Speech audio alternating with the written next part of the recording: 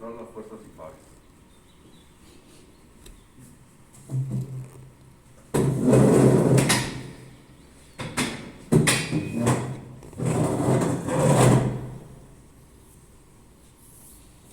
Estas son velocidades de aceleraciones, como vimos, quedamos en esto, y estas son las fuerzas y los pares.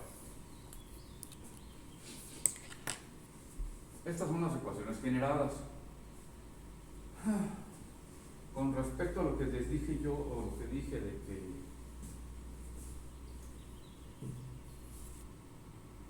es un método general, pues sí es un método general, pero considerando que es un manipulador rotacional. Si hay combinaciones entre eslabones rotacionales y prismáticos, pues hay que tener cuidado. En particular se van a dar cuenta cuando hagan el caso del manipulador prismático, cómo actúan las fuerzas en el manipulador. Yo les dije, o lo tienen de tarea, que no tienen pares, no hay torques, esta ecuación no existe, existe la de fuerzas, y del otro lado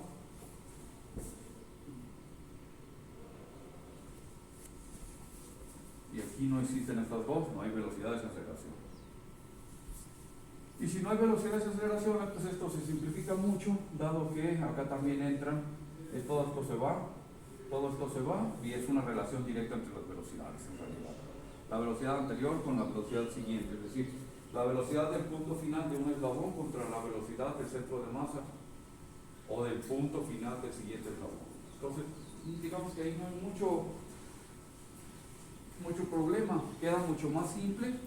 Solamente tengan en cuenta o fíjense al momento de resolver el prismático dónde actúan las fuerzas. En realidad, bueno, las fuerzas, las velocidades no hay nada, no hay nada que preocuparse, solamente en qué punto, más bien en qué ejes actúan las fuerzas. No, ya verá cuando lo estén haciendo, ¿no? Entonces, una combinación de un manipulador que tenga parte traslacional y rotacional, pues hay que ir paso a paso y verificando las ecuaciones que correspondan simplemente, ¿no? La parte, como decía, la parte traslacional, pues es muy simple, ¿no? Al menos para el manipulador traslacional. Entonces,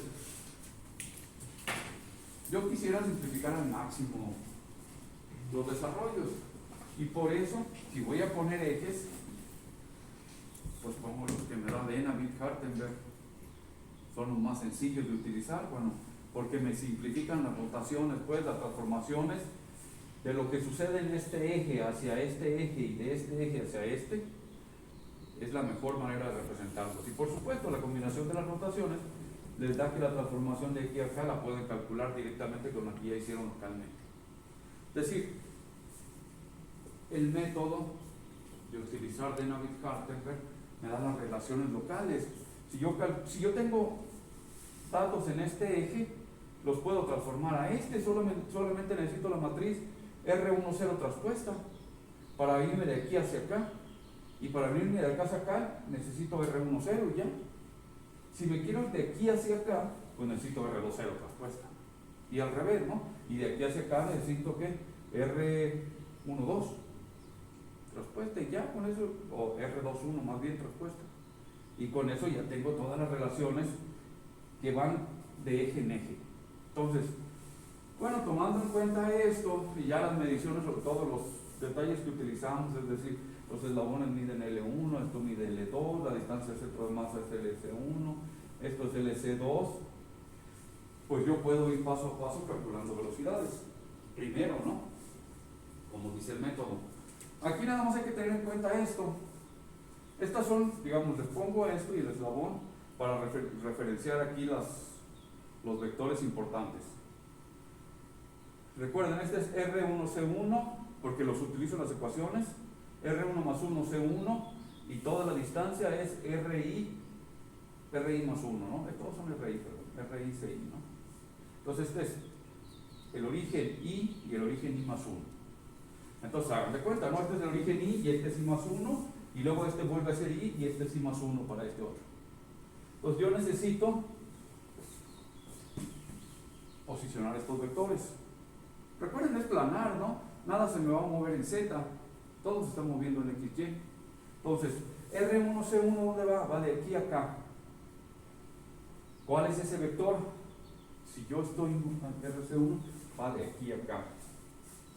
Lo tengo que medir a partir de estos ejes, porque en estos, hagan de cuenta que lo traslado, después aquí voy a calcular el centro de masa. Si se acuerdan del método, ¿no? Para sacar la velocidad o los jacobianos del centro de masa. Entonces este eje es equivalente que estuviera acá. Sobre este eje, este vector que apunta de aquí hacia acá, pues es un vector positivo aquí y va sobre el eje ¿qué? Sobre el eje X1. O sea, si esos ejes del medio estuvieran rotados, ya no aplicaría. Ah, no, tendrías otra. O sea, tengo que fijarme cómo están estos. Puedo tener diferentes, ¿no? Pero claro, la convención de Dynamic-Hartenberg me pide que los ponga así, es la más sencilla. Pues es la que cumple los requisitos de Dynamic-Hartenberg. Aquí estos los estoy centrando, digamos, esto lo estoy poniendo con respecto a este eje y estos de este eslabón con respecto a este eje que está acá. Recuerden, ¿no? Para sacar la cinemática, si cuando yo calculo la cinemática de este punto, es casi exactamente la misma que la de este. ¿Y eso qué sucedería? Pues que yo nada más recorro hasta aquí. Y por eso me fijo en este eje. Cuando quito este eslabón y quiero calcular esta, pues es lo mismo, ¿no? Es equivalente a la de esta. La velocidad angular es exactamente igual. Entonces, por eso, R1C1, ¿qué sería? LC1, ¿no? LC1, ¿no? Ah, en la dirección de I. Entonces, en este vector, perdón, en estos ejes, el vector que va de aquí a acá es un vector positivo, apunta, inicia aquí y apunta hacia acá. Es un vector positivo y por eso tengo que es LC1 en la dirección de I, o si quieren es LC1 por 1, 0, 0. En su eje respectivo, recuerden que va a ser local todo, ¿no? Pues para este eje necesito este que está aquí, digo, para este eslabón estoy considerando este eje. Lo mismo, R12,1 le di esta distancia, ¿no? Que tiene que ver con L1 menos LC1 y es un vector que va en la dirección contraria. Como va en la dirección contraria, pues es menos L1, LC1, otra vez en la dirección de I. Está en la misma, ¿no? Está en X. Entonces va a ser esta distancia por 1, 0, 0. Y luego tengo pues la completa, ¿no? La distancia total, que es desde acá a acá, y otra vez, suponiendo que no es curvo, ¿no? Igual que esto, acá. Entonces este es R12 es L1 en la dirección de I. Y en la dirección de I, pues quiere decir que es L1 por un vector que es 1, 0, 0. Todos ahí pues están en X. Y si nos vamos al siguiente, aplicando lo mismo, pues este eje corresponde, digo, este eje del efector final corresponde al análisis que yo haría para el centro de masa, el centro de masa 2. Si se fijan, todo también corre sobre X, entonces veo el vector con respecto a las nuevas mediciones, es decir, LC2 va sobre X. El siguiente es la resta ahora de L2 menos LC2 negativo y también va sobre X. Y el último, la distancia total, pues también evidentemente va sobre X, ¿no? Nos estamos viendo en estos ejes locales, cada uno son en sus ejes locales, no tengo nada ni en Y ni en Z, por lo pronto. Entonces perdemos esto, porque esto lo vamos a utilizar después en las ecuaciones. Iniciamos, ¿no? Iniciamos con iteraciones hacia adelante. Empiezo con el 1 al 2. Nada más tengo 2, ¿no? Y luego del 2 al 1 me regreso. Entonces las ecuaciones de velocidades eran estas, angulares al menos. WI es esta ecuación y la aceleración angular es esta. Que son las que calculamos la vez pasada, ¿no? Dijimos que yo voy a iniciar sobre el eje inercial con velocidades y aceleraciones angulares igual a 0. Entonces, estas son condiciones iniciales siempre para cualquier manipulador.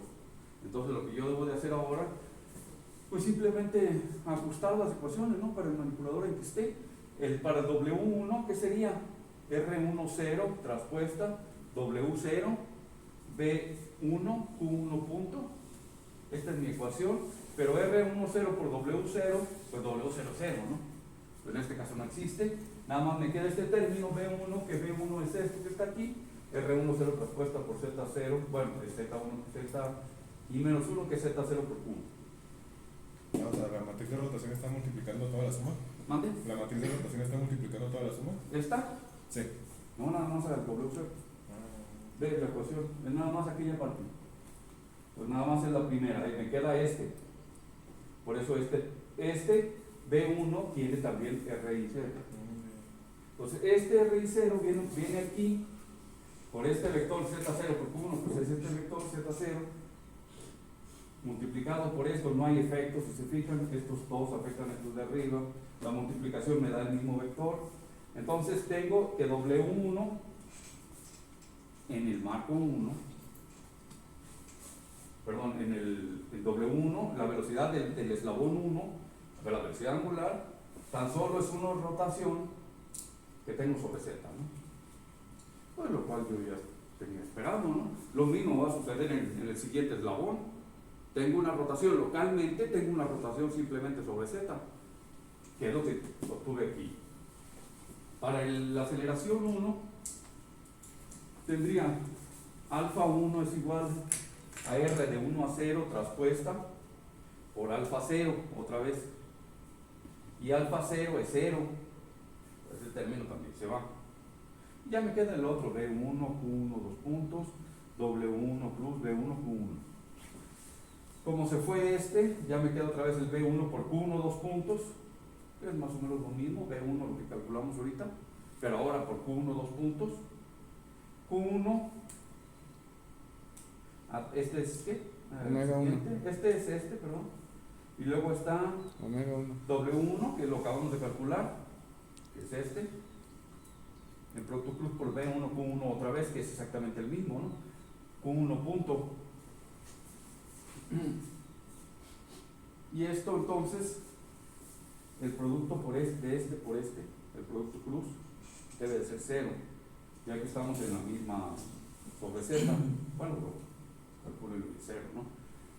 Entonces nada más me queda que la aceleración pues es directa, ¿no? Sobre el mismo eje Z. Lo que les decía, ¿no? Este producto pues es igual a 0, ¿no? El producto. Esto es lo esperado. Yo estoy calculando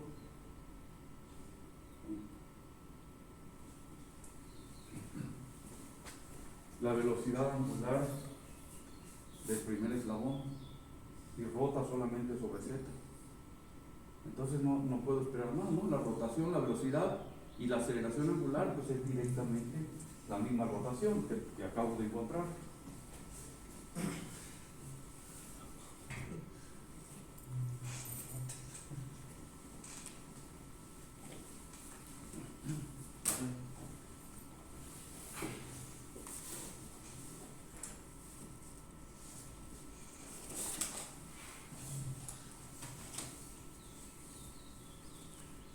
Entonces tenemos W1 y alfa 1.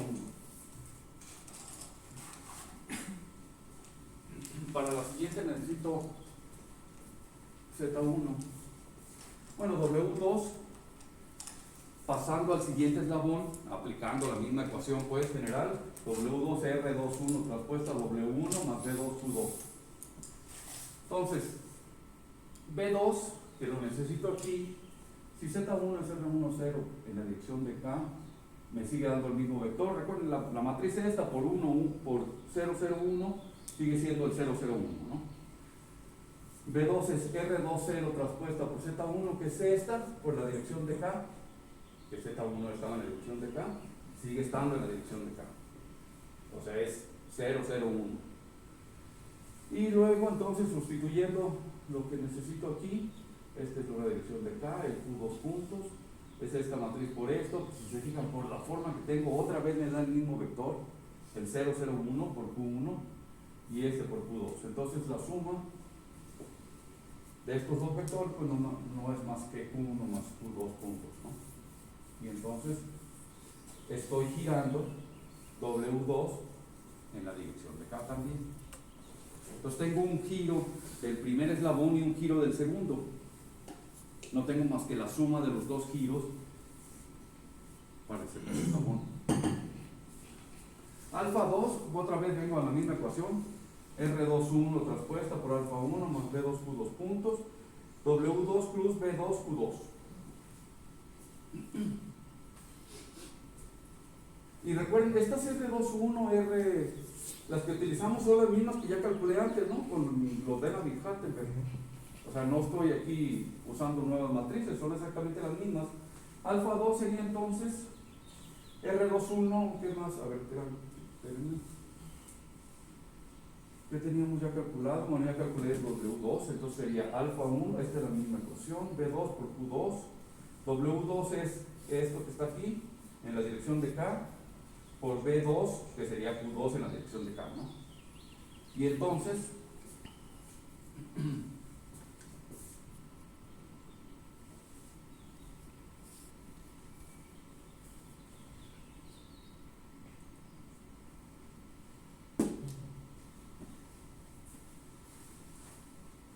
R21 por alfa 1, y alfa 1 era una rotación, la aceleración del primer eslabón era una rotación en Z, entonces esta es R21 más el producto de este por este. No, el anterior. Sí, el K2, sí, porque este es 0, ¿no? K por Q2 puntos y este por este vuelve a ser 0. Y entonces, ¿qué más nos queda?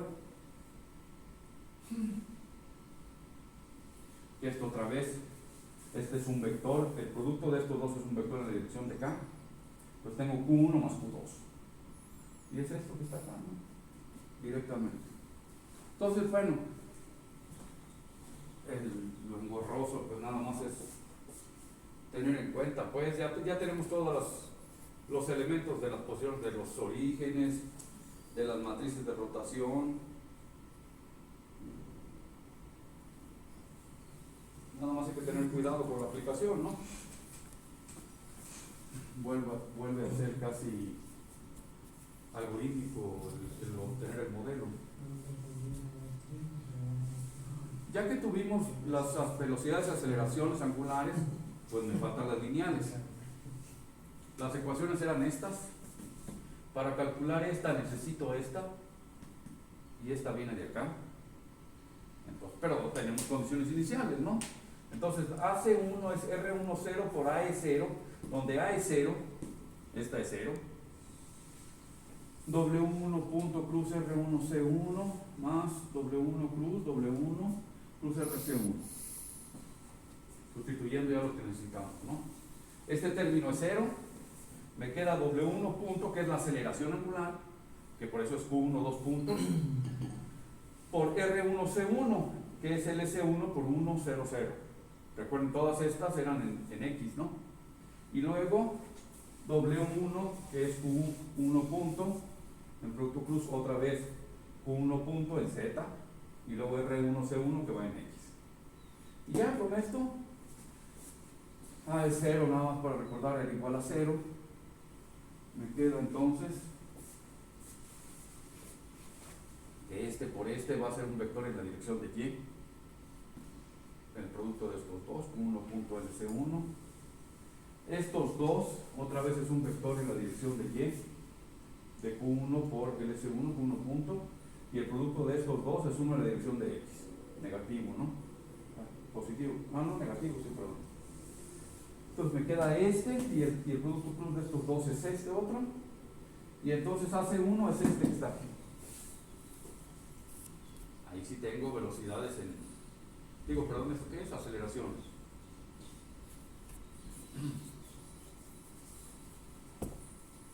Tengo aceleraciones en centro de masa. En X y Y, sí, del centro de masa en X y Y. Evidentemente, ahí es lineal, ¿no? No tengo nada en Z, que es lo esperado, más o menos. Todo esto, digamos que podemos visualizar dónde van a estar los efectos, pues se pierde cuando tenemos translacionales y rotacionales juntos, ¿no? Ahí sí hay que tener mucho cuidado de cuál es el camino aceptivo, de cómo vamos sustituyendo ecuaciones, porque ahí nos perdemos, realmente no es evidente cómo nos va quedando. Para calcular AC2 se requiere obtener AE1, porque el primero me dio en 0, ¿no? AE1 es más o menos la misma ecuación que acabamos de calcular, sustituyendo lo correspondiente, ¿no? Donde lo único que cambia aquí es que R, ¿dónde está? Cambiamos L1 por LS1, porque ahora no queremos el punto del centro de masa, sino queremos el punto final del eslabón. Aplicando lo mismo, pues nada más cambiamos LS1 por L1, ¿no? Entonces AE1 es este, y ya nos permite calcular ahora sí el centro de masa 2, la velocidad lineal. AC2, entonces la ecuación es esta, ¿no? R21 por AE1 sustituyendo los índices, ¿no? W2 plus R2 C2, W2 plus R2 C2. Esto ya, digamos, vamos por partes. R21 por AE1 es esta por este valor que acabamos de calcular, y el producto ahora es este que está acá. Otra vez me sigo moviendo en X y Y. Luego el siguiente término sería este producto cruz, ¿no? Este que está aquí. Tengo un vector en la dirección de K y un vector en la dirección de Y. Entonces me va a salir un vector en la dirección de Y. Este sería pues el producto de Q1 2 puntos más Q2 2 puntos por LC2 en la dirección de Y. Y luego, ¿qué más? El siguiente sería Q1 más Q2 en la dirección de K. No, este que está aquí, en la dirección de K por LC2 en la dirección de Y. Tengo K y Y me da uno en la dirección de Y. En la dirección de Y. Entonces va a ser el producto de esto por esto en la dirección de Y. ¿Qué más nos falta? El producto ya ahora de este por esto que acabamos de obtener. Sería entonces este en la dirección de K por este en la dirección de Y. O en la dirección de J, pues. Y entonces me da uno en la dirección de X negativo, que va a ser el producto pues de este por el S2. Esto por el S2, perdón, al cuadrado, por el que está en los dos lados, este negativo. Entonces, si se fijan ya aquí, digamos, es un poco tedioso, siempre y cuando no nos equivoquemos.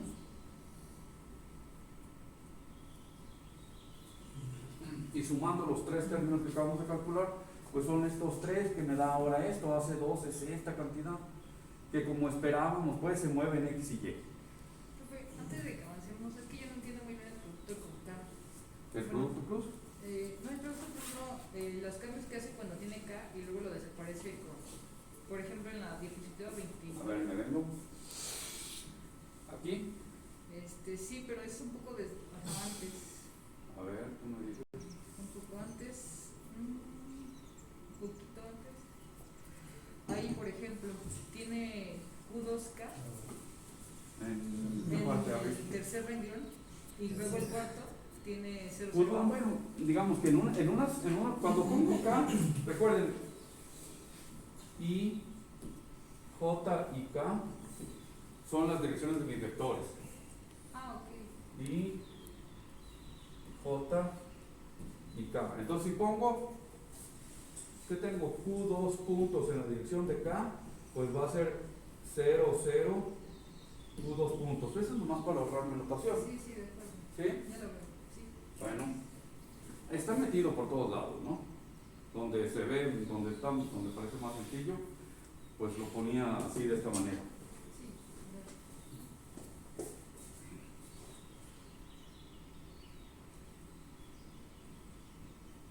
Entonces ya tenemos las aceleraciones del centro de masa 2.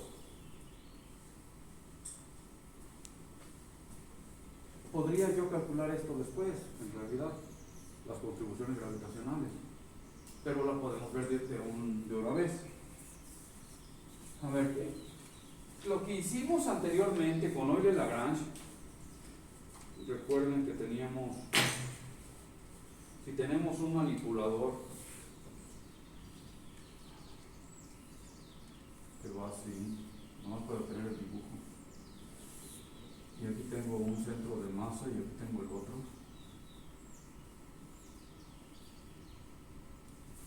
Lo que hicimos con Euler-Lagrange fue un vector que viniera al eje inercial. Esto era X0, Y0, Z0. Pues necesitaba un vector que me referenciara al punto, al centro, al eje inercial, porque todo lo estábamos calculando sobre el eje inercial. Ahora necesito yo el centro de masa en los ejes locales. Es decir, este lo debo de calcular en este eje y este otro lo debo de calcular en este. Lo que debo de hacer. Porque recuerden, ahorita estoy paso a paso. Necesito la contribución. ¿Cuál es el eje aquí? Aquí hay un eje que viene aquí X, Y. No hace falta que ponga Z, ¿no? X, Y así. Entonces debo de referenciar el centro de masa con los ejes. Este es igual, ¿no? Sería esto. Debería yo de referenciar este centro de masa a un eje colocado allí. Entonces, digamos, las componentes serían un vector aquí y un vector aquí, ¿no? Cuando yo estoy acá, este referenciado acá, pues solamente tiene una componente sobre el eje Y. Acá tienes componentes sobre el eje X y el eje Y. Pero ¿cómo lo hago? Digamos, piensen en cómo lo tenemos. Si lo podemos referenciar rápidamente acá, lo puedo transformar con la matriz de transformación hacia acá, con la matriz correspondiente. Y lo mismo hago para este que para este. Digo, porque este recuerden, lo voy a poner aquí y este lo pongo acá, ¿no? Como lo hicimos allá. Entonces, lo que estamos haciendo, se tiene que G1, el vector sobre el eslabón 1 de la gravedad, por eso lo llamo G1, es R10 transpuesta por G0, donde G0 es la contribución de la gravedad sobre el eje inercial. Y eso es lo que hicimos antes, pues. Cuando lo obtuvimos, vean los desarrollos que hicimos cuando sacamos el modelo con Euler-Lagrange, pues sacamos G0. Entonces, si hacemos esto, G0 era este que iba sobre el eje, bueno, mejor, va sobre el eje Y, sí, negativo, ¿no? Va sobre el eje Y negativo, lo transforman con la matriz adecuada, pues R10, y lo que les da es esta contribución, que tiene componentes sobre X y sobre Y, y negativos los dos, si se fijan. Bueno, es lo mismo pasa acá en el siguiente. Para el segundo eslabón, G0 volvía a ser este, porque estoy sobre el eje inercial. Entonces lo transformo, pero ahora con la matriz 2,0, porque me voy hasta arriba. Digamos, recuerden, este eje me sirve para este, y el eje que va aquí me sirve aquí, y este eje me sirve acá. G1, ¿dónde estaría? ¿Ahí? Este es G1 y este es G2. ¿Quién sería G0? El mismo vector, pero medido a partir de este eje. O sea, aquí ya tienes un eje. Este eje te da que el vector de la gravedad, que es sobre estos ejes. G0. Por eso, es el G0, mira.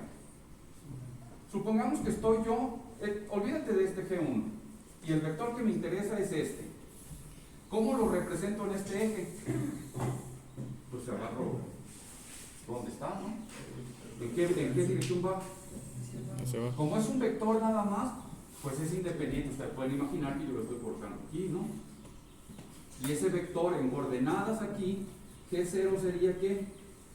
0. Si esta es la aceleración nada más, ¿no? Menos G y 0. Eso es G0. Pero aquí ya no. A ver, si yo mando este eje hacia acá, un otro color. Este viene así, este viene así. Entonces yo necesito, bueno, el eje completo. Necesito ahora, sobre este eje, ¿cómo quedan las coordenadas? Pues sobre este eje, una es esta coordenada y otra es esta.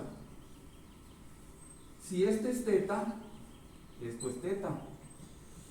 Entonces llámale a esto que X barra y Y barra. Seno de teta, ¿a qué va a ser igual?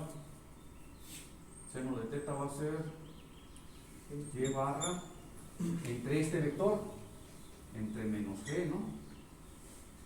Y entonces, coseno de teta va a ser igual que el coseno que es. Ay, no. Seno es el x barra y este es y barra, ¿no? Sobre g. No pones acá, cambia, espérenme. Que estoy haciendo huevos. Teta es este, x viene hacia acá y este es y barra. Entonces sería Menos x y menos menos x g. y menos y barras. Entonces las componentes que en la dirección de x tienes menos g seno de teta y en la dirección de y barra tienes que menos g coseno de teta. Entonces el vector este lo vas a representar, ahora es g1, pues x es menos g seno de teta menos g coseno de teta y 0. Estás cambiando ahí que nada más pues es una transformación entre dos espacios. Entonces se referencian con respecto al siguiente marco. Ahora es la referencia. Ahora tenemos que referenciar localmente. Porque recuerden que va paso a paso el método. Donde necesito la gravedad sobre el eje del centro de masa. Ese es el punto. Cuando estamos con Euler y Lagrange, estamos calculando la energía cinética con respecto a este eje, nada más, con el inercial. Pero aquí no. Aquí vamos paso a paso. Por eso necesito el valor de la fuerza gravitacional o de la aceleración gravitacional con respecto a este eje y con respecto a este otro acá. Este es para el centro de masa 1 y este para el centro de masa 2. Por eso calculo 2, ¿no? Para G1, como ya conocía esto, pues, ya conocía la representación sobre el eje inercial, pues nada más hago la transformación y me da esto. Claro, lo puedo hacer manualmente, pues. Me puedo ir y poner los ejes y calcularlo ahí, no hay ningún problema, como quieran. Pero como ya conocemos las matrices, pues las uso. Que rápidamente un vistazo les dice que pues debe ser lo mismo. Menos g seno teta 1, porque g pues g seno teta 1 y g coseno teta 1. Y 0, pues, lo que me salió allá. Entonces lo pueden hacer localmente, en el eje, y ahí ven las componentes. O, si ya la tienen sobre el eje inercial, pues nada más transforman. Y ya, ¿no? Eso es todo. Lo mismo hacemos para los dos, pues. Evidentemente que en este, pues me queda la suma de teta con respecto, pues, como estoy acá, y la relación es con respecto a este. El problema es que hay una transformación desde aquí hasta acá, no es de aquí a acá. Puedo hacer una en este eje que va a ser parecido a este, pero tengo que transformarlo hasta acá. Por eso es que me queda teta 1 más teta 2 aquí, multiplicado por g. Entonces, una vez que ya tengo la representación local de la gravedad, de la aceleración de la gravedad, pues puedo continuar, ¿no? Me faltan todas las fuerzas. Hasta acaba esto porque lo vamos a necesitar ahorita, ¿no? Me faltan fuerzas y torques, que son estas dos ecuaciones. Ahora voy al revés. Empiezo con el 2 y termino en el 1. Como condición inicial dijimos que la F3 y el tau 3 eran igual a 0, ¿no? Porque ya no hay un tercer eslabón. O sea, son 0. F1 es esto y tau 1 es toda esta ecuación, que ya tenemos casi todo. Pues calculamos F1 primero, perdón, F2, porque vamos al revés. F2 es R32 por F3 más M2 por AC2 menos M2G2. Este, como dijimos, es pues 0. Y luego me queda M2 AC2. Esto es todo, ¿no? M2 AC2 menos M2, factorizo aquí, me queda AC2 menos G2. G2 lo acabo de calcular, ¿no?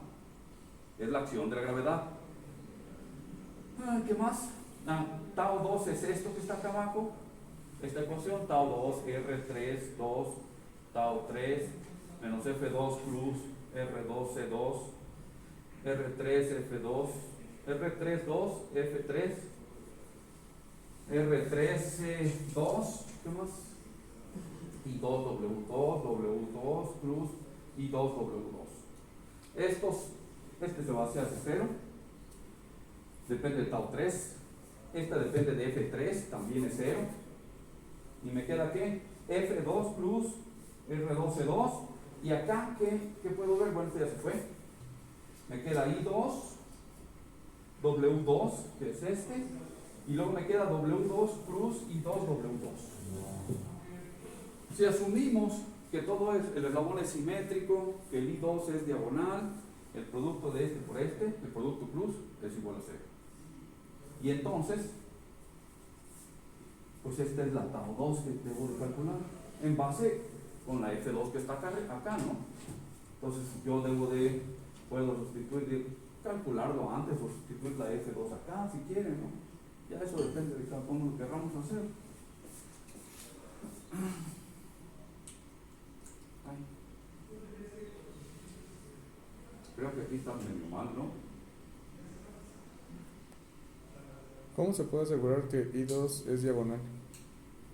Pues lo que yo dije, si el eslabón es simétrico y pones unos ejes adecuados sobre el centro de masa, suponiendo que es simétrica la colocación del centro de masa, y haces los cálculos del tensor, te va a dar diagonal. Ya lo mostramos en alguna de las clases pasadas, que era diagonal. Si no es simétrico el eslabón, si está chueco así, pues, olvídate, imposible, no se puede. Ni siquiera podemos sacar las integrales de volumen que van involucradas ahí. Entonces, nos vamos al caso más simple, ¿no? Entonces, recuerden que teníamos un dibujito, ¿no? Teníamos un dibujito de un eslabón que era así, más o menos. ¿Cómo es aquí? Teníamos algo así, que decíamos que estábamos en medio. Y si pones ejes aquí, entonces haces los cálculos de volumen y te da que es diagonal. Los términos cruzados que teníamos del tensor de inercia siempre daban 0, y los términos sobre la diagonal son los únicos que tenían valor diferente de 0. Entonces, no sé por qué puse esto aquí. Ya ese es el resultado, pero creo que aquí no tengo los cálculos. Ya directo. Sí.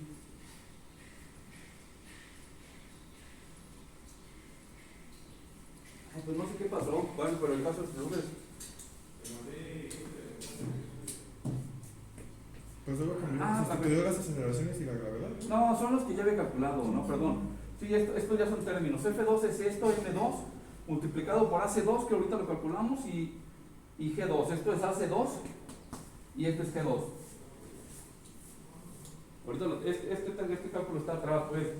Este es AC2, y se ve que es el que acabamos de obtener. No, ya no estaba yo perdiendo. AC2 es este, pues.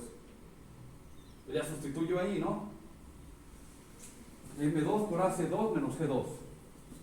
Y sumo todo. Este es F2. Ya no está tan digerible, ¿no? Lo único que sé, pues sí, que voy en X y Y. Llámenle para seguir los cálculos que este es F2.1, el primer renglón, y el segundo es F2.2, para que sea más simple la representación acá. Entonces, tau 2 sería menos F2 plus R12-2. F2 es este, pues, aquel de allá. Plus R12-2 sería LC2. 0, 0, ¿no? Va en la dirección de X. Y 2 es esta la matriz que te digo que es diagonal. Y 2 es esta, el tensor de inercias, pues. Y W2, que fue esto, el cálculo que hicimos. La suma de las dos rotaciones sobre el eje Z nada más. Entonces el producto de este por este, pues nada más me va a dar este elemento multiplicado por esto, 0 los demás. Y estos dos, ¿qué me da? Me da, tengo en ¿qué? Tengo en I y en J, y me da en K. Menos L2C2 por F22. Ustedes hacen los cálculos. Si dudan en cuál es el resultado. Entonces tau 2 solamente aparece como es esperado, ¿no? los ejes, vean cómo están los ejes.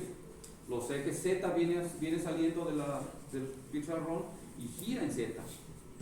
Estaría raro que hiciera el torque en Y. Sí, ahí ya algo hicimos mal, ¿no? O me da en X, algo hicimos mal. Entonces, de acuerdo más o menos a la configuración, evidentemente tiene que girar sobre Z.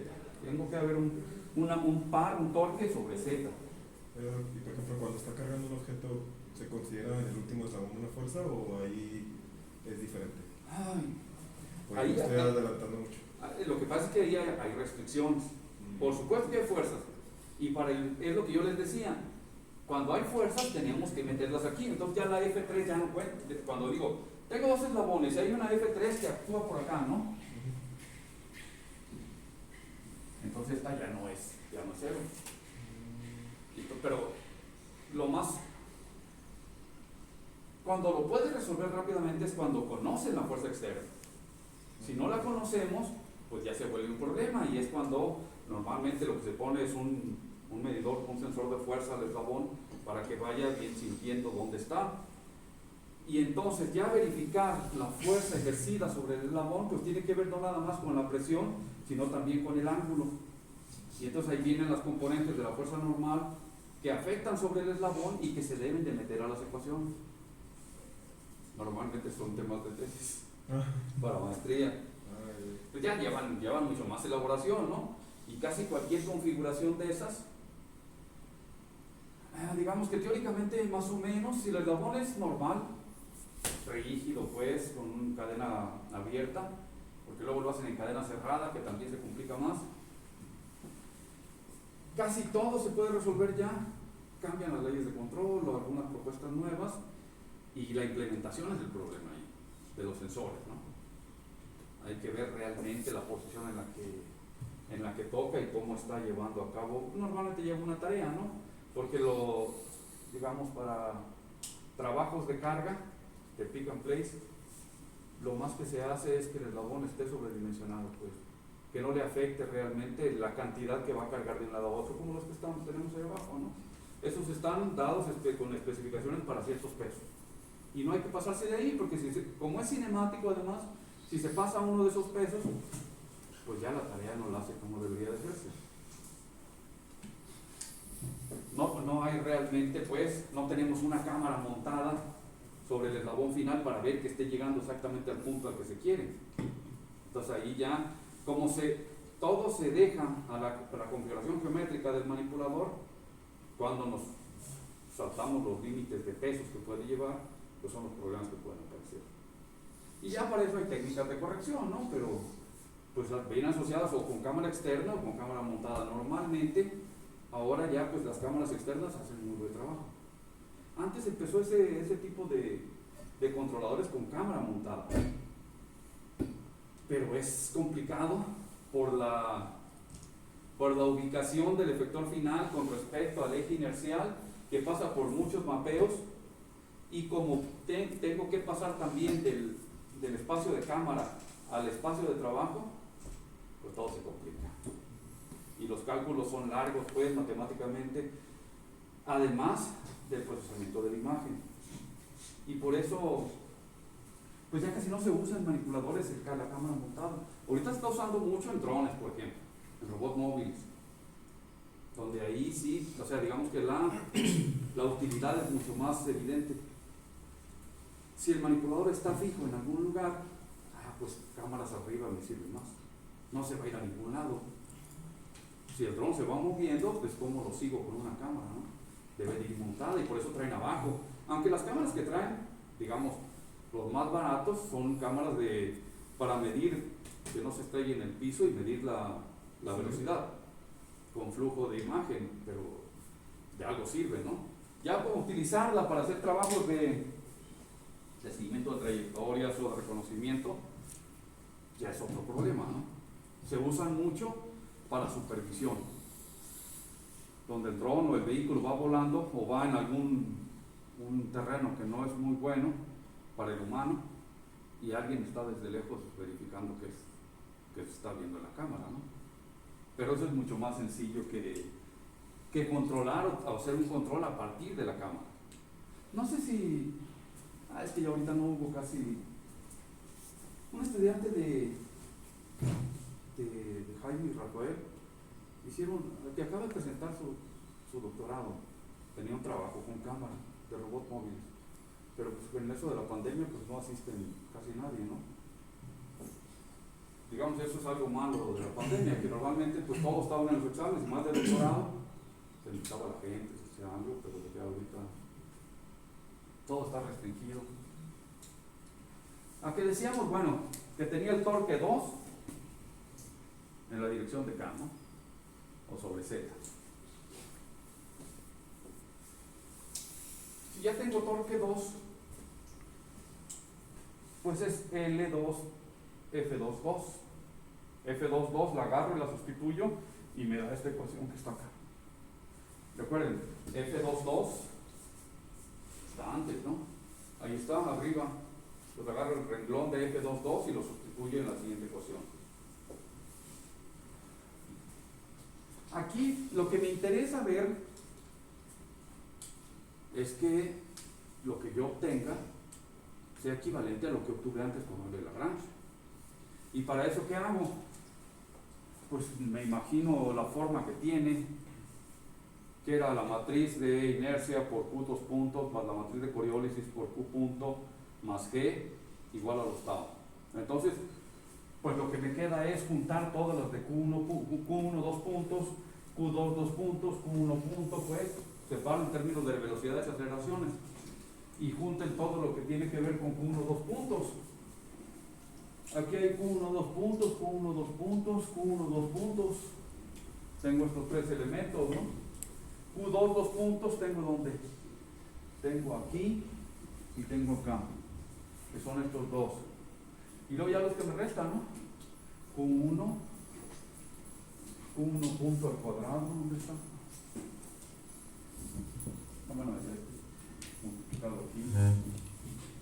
Y luego me sobra a este otro, este que está acá. Y entonces, si revisan lo que obtuvimos antes, pues esta que está aquí es la matriz 2,1, D21. D21 multiplicada por Q1 punto, D22 es esta, multiplicada por Q2 2 puntos, más estos términos que están aquí. Para la matriz de Coriolis, pues. Esta ecuación, digo, la matriz de Coriolis multiplicada por Q1 punto más G, el término de G, ¿no? La ecuación anterior corresponde con la anteriormente por el método de Euler-Lagrange. O sea, depende cómo nos queramos ir, pues tenemos lo mismo, ¿no?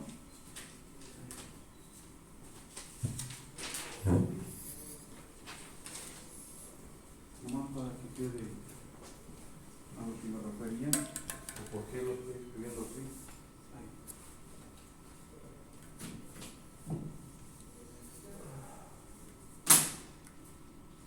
Es decir, la ecuación que teníamos antes era B de Q por Q 2 puntos más C de Q punto por Q punto más G es igual a tau. Donde tau pues es un vector que tenía tau 1 y tau 2.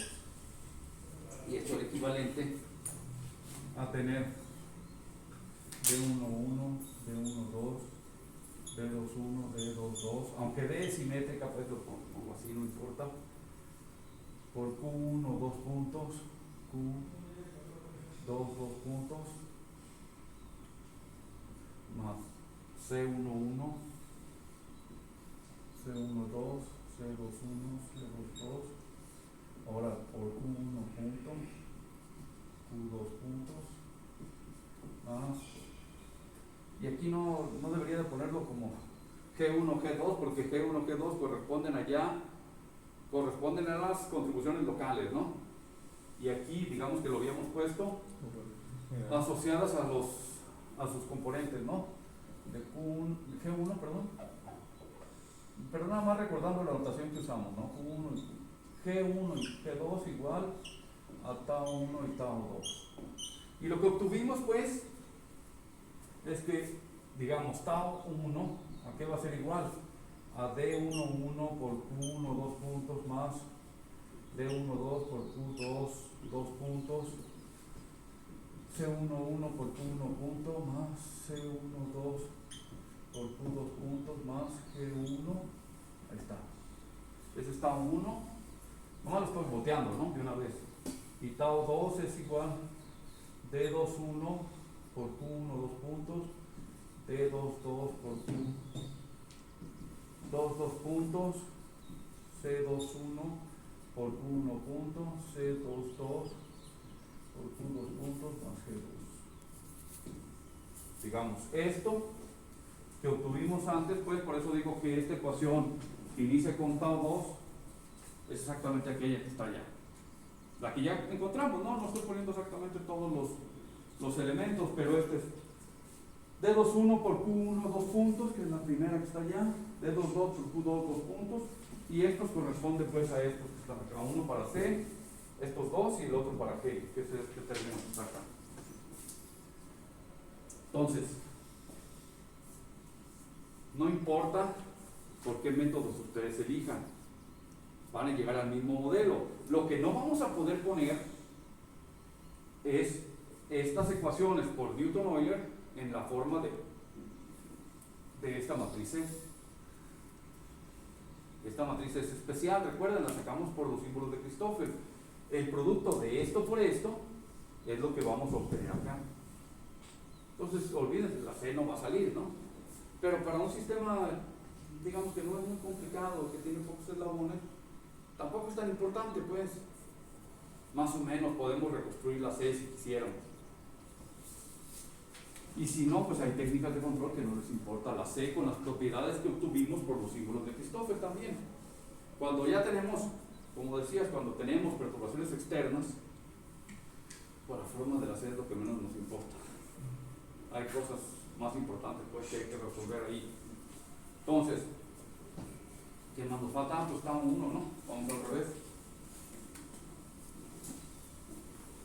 F1.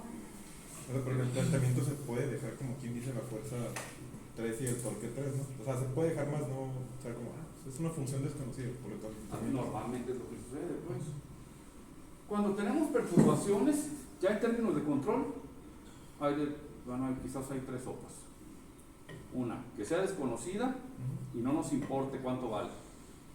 Pero si no nos importa cuánto vale, al menos debemos saber bien dónde entra en el modelo. Y si sabemos dónde entra en el modelo, la estrategia de control consiste en tratar de disminuir su efecto a la salida. Hay técnicas para eso. Y casi hasta quitarlas, dependiendo. Se llama que son perturbaciones desacoplables o no, de su curso de sistemas no lineales, quizás lo vieron.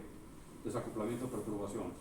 Si son desacoplables la pueden quitar, pero si no son desacoplables, es decir, si aparecen en el canal entrada-salida, ahí no se lo van a poder quitar, pero hay técnicas para disminuir el efecto. La otra es que lo midamos, si es que se puede, cuando yo les decía, le pongo un sensor, ¿no? Puede ser. Y la otra es que la estimamos. Existen observadores de perturbación, como lo que hace Versira, por ejemplo, hace muchos observadores de perturbaciones de sistemas, con los cuales si la estimamos, y si la estimamos quiere decir que más o menos la conocemos, y si la conocemos la podemos meter en la ley de control y tratar de quitarla. No siempre funcionan, ¿no? Funcionan bien, digo, no siempre. La estimación es un problema fuerte. Pues dependiendo cómo sea y sobre todo de qué frecuencias tenga la perturbación, puede ser que la podamos estimar bien o no. Si es una perturbación constante, es más fácil. Pero normalmente las perturbaciones no son constantes, ¿no? Y más, por ejemplo, si es contacto, pues ahí tiene que ver la fricción y cosas que pues son altamente no lineales. Entonces sí es complicado ya hacer ese tratamiento. Por ejemplo, en los robots móviles, uno asume que tiene un modelo cinemático o dinámico. No importa cuál, pues de puras velocidades o de fuerzas y pares en los motores. Pero en ningún lado entra la fricción por el piso. Y depende, si yo me estoy moviendo rápido y estoy frenando rápido, estoy curveando rápido, pues la fricción cada vez más importante. Y los efectos de coriólisis ahí en ese caso, pues me llevan a traste todo el seguimiento de trayectorias que yo quiero hacer. ¿Cómo le hago ahí? Pues las técnicas que estamos dando es lo que les digo, ¿no? Saber más o menos dónde entran en el modelo las perturbaciones y tratar de cortarlas. Es normal, ¿no? En los drones la perturbación fundamental pues es el viento. No hay manera de saber a qué horas va a soplar más fuerte y a qué horas va a soplar más lento. Y si yo hago un experimento en el laboratorio, en ambiente controlado, no me preocupo del viento, está cerrado las puertas, no que la tengan abiertas. Pero si lo quieren hacer allá en el campo de fútbol, ya es otra historia, ¿no? Y más si lo elevan, entre más lo eleven hay más viento, entonces todavía puede ser más complicado. Y ahí ya pues depende, ¿no? Si quieren controlar con un dron de baja potencia, pues sí necesitan un control, una ley de control fuerte, buena. Si tienen mucha potencia el dron que están utilizando, pues no se preocupan mucho por los vientos. Saben que lo van a controlar. En realidad casi ya los comerciales, pues los caros, tienen las compensaciones de fuerzas externas. Muchos de ellos. Digo, sí, uno de juego, ¿no? Nosotros, si quieren, lo que hacen aquí la gente que se dedica a esto, pues tratan de que no exista más que lo que dice la ley de control que están generando, ¿no? Para que quite el problema del viento. También hay otros, en el dron, esos temas de test que han hecho últimamente, por ejemplo, un dron cargando una carga. No es nada más el peso. Si se va moviendo el dron, también se mueve la carga. Pues supongan que está con un cable. También se mueve la carga. ¿Cómo quitan eso? Está bien feo. La verdad esa perturbación está muy fea. Pero se pueden hacer cosas. Pues digamos que es una generalización. En los puertos hay unas grúas gigantescas que llevan cargas de un lado a otro. Y también por un cable. Lo quieren hacer el trabajo en lo más rápido posible para poder descargar un barco rápidamente. Pero si se mueve rápidamente, la carga puede empezar a oscilar. La ley de control que pueden diseñar es para que la muevan rápido y no oscile. O sea, aceleran de cierta manera y desaceleran de otra manera, tal que llegue suavemente, la agarran suave y llega suave a alta velocidad. Y claro, todo eso entra, pues de qué tanto. Bueno, a ver. Entonces tenemos que calcular tau 1. Tau 1 está en función de F1, por eso hay que calcular antes F1. Y F1 pues sería R21 F2, que ya la calculamos, más M1 AC1 menos M1 G1. Y luego tau 1 R21 otra vez por tau 2, que ya también lo calculamos, F1 cruz R1 C1, R21 F2, ya los otros términos, ¿no? Aquí pues no me queda más que tratar de ver qué pasa con ellos. R21 tau 2 en la dirección de K, tau 2 es un escalar, entonces es tau 2 en la dirección de K. O sea, la matriz de transformación multiplicada por el vector de tau 2, pues me sigue dejando en Z, pues la fuerza sigue pegándose en Z.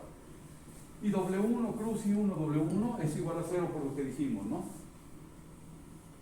Las dos, pues, los dos tensores de inercia son diagonales. Y entonces, tau 1 es igual a tau 2. Me queda tau 2, ¿no? Estoy en la dirección de Z, recuerden. Tau 2 menos F1 cruz R1 C1, R21 F2, cruz R2 C1 más I, bueno, esto ya se fue, y W1. Y entonces, ¿qué más hay aquí? Bueno, nada más sustituyo. Este R2 C1 es del centro de masa al punto final, es la distancia esta, en la dirección de Y, pues, en la dirección de X, va en X. Este término es este, W1 es esto, pues, ya lo habíamos calculado, W1 punto, es la aceleración, por eso es Q1, 2 puntos, K. Entonces, F1 era esto, lo podemos sustituir aquí, directamente ya por olvidarnos. Recuerden, F1 no es lo que yo ando buscando tau 1. Entonces agarro F1 y lo meto aquí, cruzo LC1 por I1, R2 por este, R2 por este y R2 por este, son los dos términos y este último. Y entonces, ¿qué más?